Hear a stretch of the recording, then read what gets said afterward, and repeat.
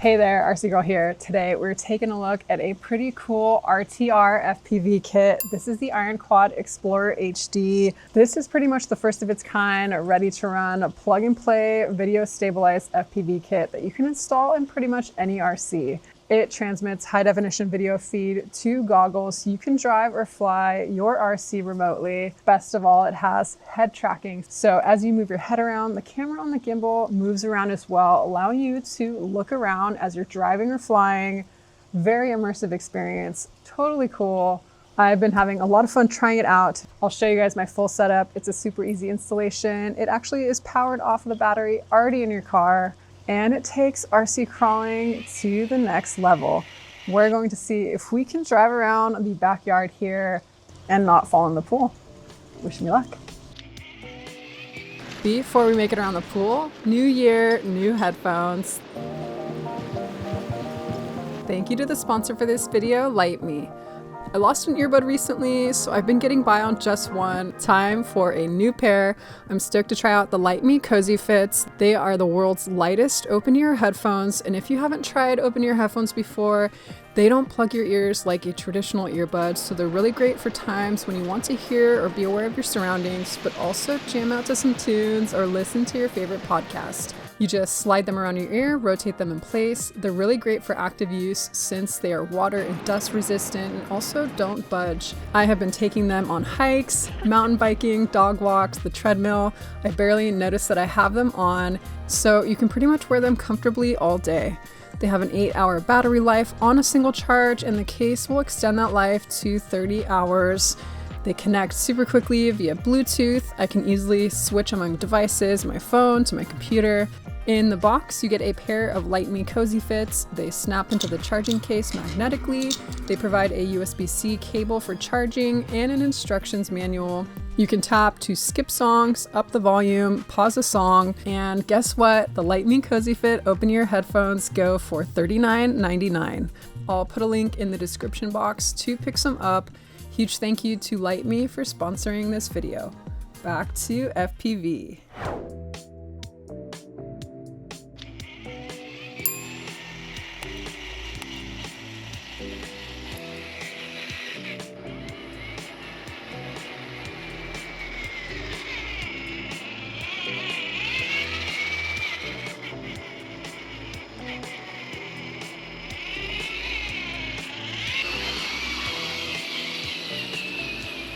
There I am.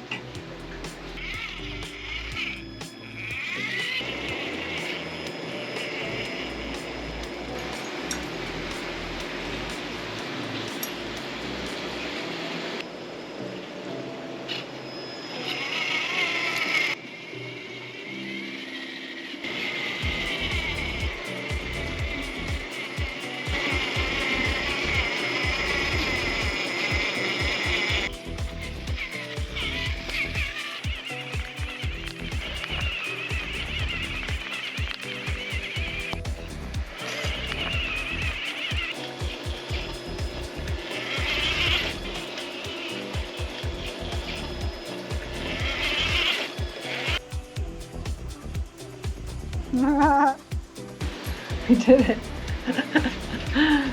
We survived. That was pretty cool. Up until now, if you wanted to install a FPV setup in a surface or model aircraft, you'd have to custom adapt what exists for the quad and drone racing world. This required soldering your own cables and adapters, purchasing and programming a gimbal for video stabilization, 3D printing and custom housing, and adding a fan for cooling of the video transmitter. So it is so great to see a plug-and-play system. They did all their work for you. I was actually in the middle of building something very similar to this when they reached out. We met up at Mount Baldy and they installed one in my Traxxas TRX4 F-150. To me, this seems like a much easier pathway to FPV for most people. You can put this in pretty much anything. While individually, these are not new tech, this is, to my knowledge, the first time it's been available within a single plug-and-play kit. It goes for $609.99, so definitely a spend, but you only really need one since you can easily swap the camera across all your vehicles. Now let's take a closer look and see what comes in the kit, share some of the key features, and see how it can be installed in your RC. Here are the specs on the box. You can pause it if you want. Some things in particular to highlight. This is plug and play, but you do have to supply 2 LiPo batteries, one to power the goggles and one to power the video transmitter. The goggles and video transmitter are both powered off 2 to 6S LiPo batteries, so that covers a lot of RC applications out there. Most of my crawlers take 2 or 3S. They do mention though, while it is 2 to 6S LiPo compatible, they do say that voltage sag on 2S as your battery runs down can lead to some blackouts, so probably best to run 3 to 6S. Here is what comes in the kit. This utilizes the Walksnail HD camera and goggle system. You may remember the company from my previous FPV video. Here is the Avatar HD 19mm camera. It has a little lens cap on here. This setup features a 3-axis gimbal from IronQuad FPV. This is going to provide a highly stabilized video feed. My one big complaint from the previous setup, it gave me motion sickness. This is going to add a lot of stabilization, and they use motors instead of servos, so it's going to be relatively durable. It can handle some dirt and grime, but make sure not to get it wet. It is not waterproof. The camera and gimbal unit are mounted with dampeners here, and it includes some additional mounting hardware. The Avatar VTX or video transmitter here is what is transmitting the video feed to the goggles. It features 2 left-hand polarized antennas which slot into a 3D printed mount. The VTX comes with a 32 gig built-in storage, so there are actually 2 ways you can record. You can record directly to the VTX itself at 1080 60 frames per second or 720 120 frames per second. You can also record to the goggles. You'll need to provide your own micro SD card. It slots right in here behind the padding. And because the goggles are recording the transmitted feed, the highest quality recordings are going to be directly on the VTX. I will link out to an IronQuad video on recording and how you can get your videos off. Super simple. They provide a little USB adapter here and a tiny cable. This allows you to plug the VTX into your computer. It will pop up as a drive. You can drag your files off super easy.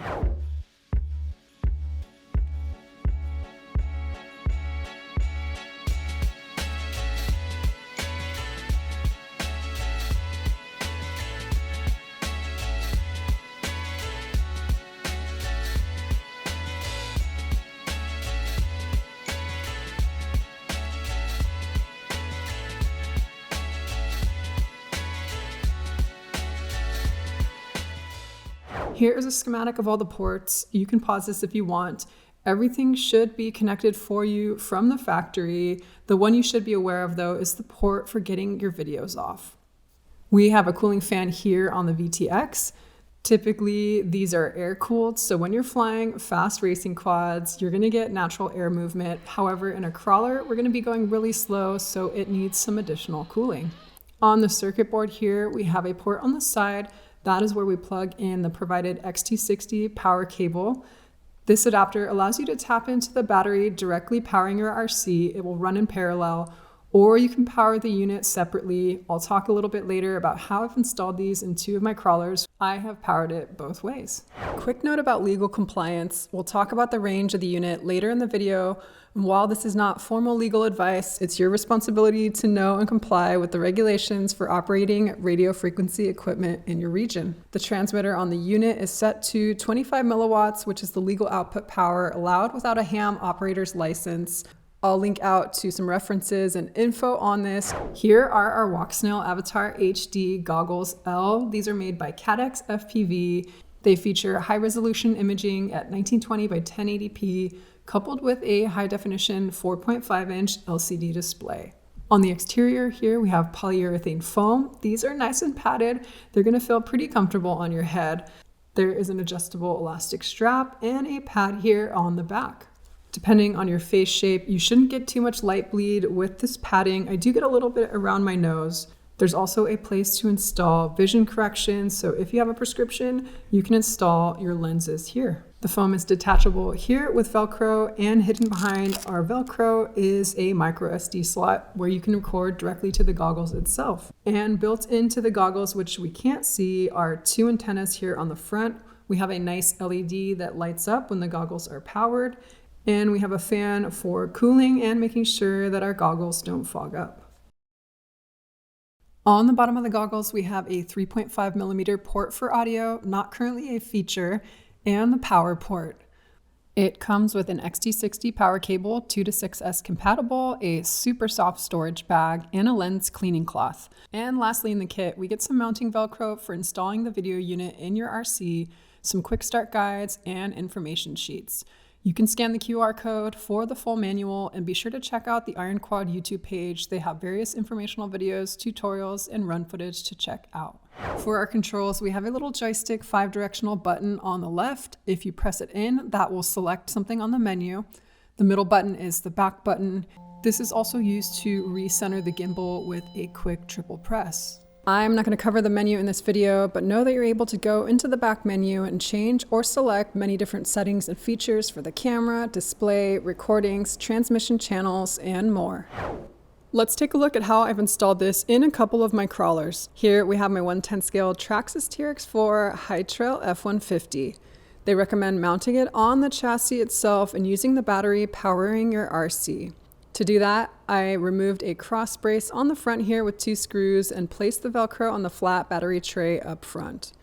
Grab your camera setup, plug the power cable into the unit, plug that into your battery, which will power the unit, plug the other end into your ESC in your car, and now you can power up your truck.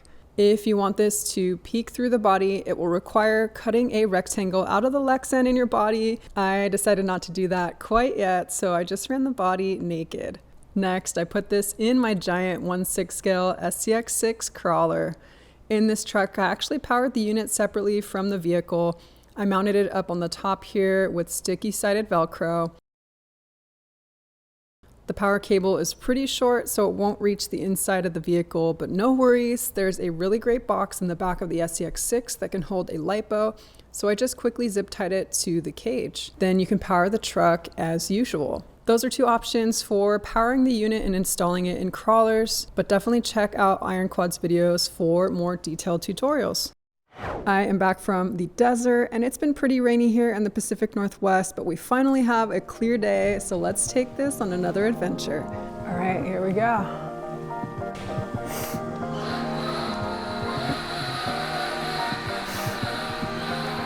Okay.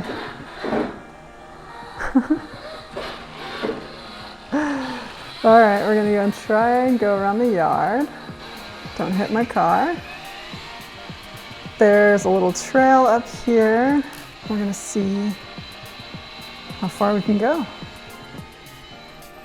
Okay, there it is. Are we in crawl mode? No, now we are. Okay. Looks like there's a little route here. It's pretty stable actually. Nice. Super bumpy grass. See if we can make it on this side of the tree.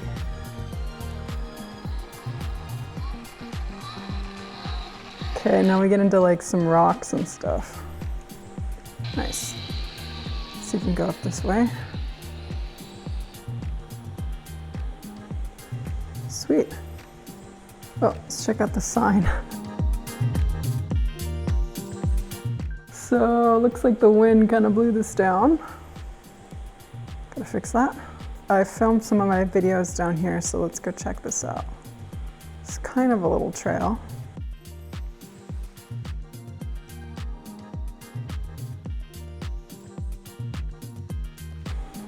Whee! I don't think I'll fit under there.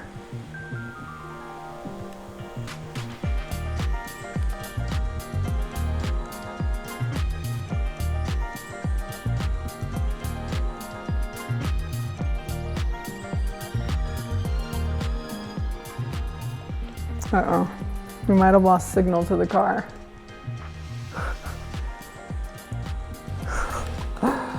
Oh, we're too far away. One of the most asked questions, how far can this unit go? IronQuad's YouTube page has a really great video on the range of the system and a demonstration. In brief, the range of the system depends on several factors, including vegetation, rocks, hills, buildings. Basically, any objects in between the goggles and the video transmitter can cause signal loss. The fewer objects in the way, the better the signal. As I mentioned previously, the transmitter on the unit is set to 25 milliwatts, which is the legal output power allowed without an amateur ham license.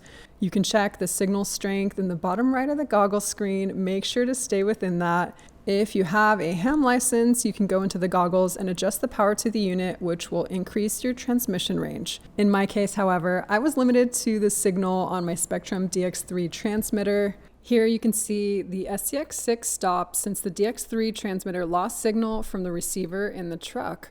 The DX3's range is substantially lower than the range of the video transmitter, so we still have crystal clear video feed, but the truck wouldn't move. I actually had to step outside, get closer to the truck for it to reconnect, and then it would move again. So my next step is to install a TBS Crossfire long-range transmission system. I'm going to use this with my Radiolink RC8X transmitter. This is going to give us a really long transmission range for the vehicle. Paired with maximum output power on our video transmitter, we should be able to go pretty far. Stay tuned for that video coming real soon. And does this work with a Go Fast vehicle? You bet. This video is from Chris TM, who put it in his low-C hammer ray. I really cannot wait to see this field expand. There's also an IronQuad FPV mount for the new Vanquish H10 optic designed by H-Tech Customs. It puts the camera inside the cage like you're in the driver's seat. I'm in the middle of building that kit myself with lots of cool goodies and upgrades. I printed out the RC Girl scale driver. It's going to be my next video, so stay tuned for that. I hope you guys enjoyed this video. It was a ton of fun to make. If you did, give it a thumbs up. Make sure to subscribe so you don't miss my next video. And I have to say a huge thank you to IronQuad FPV, to Lytmi for sponsoring this video, and to my patrons on Patreon. I'll see you later.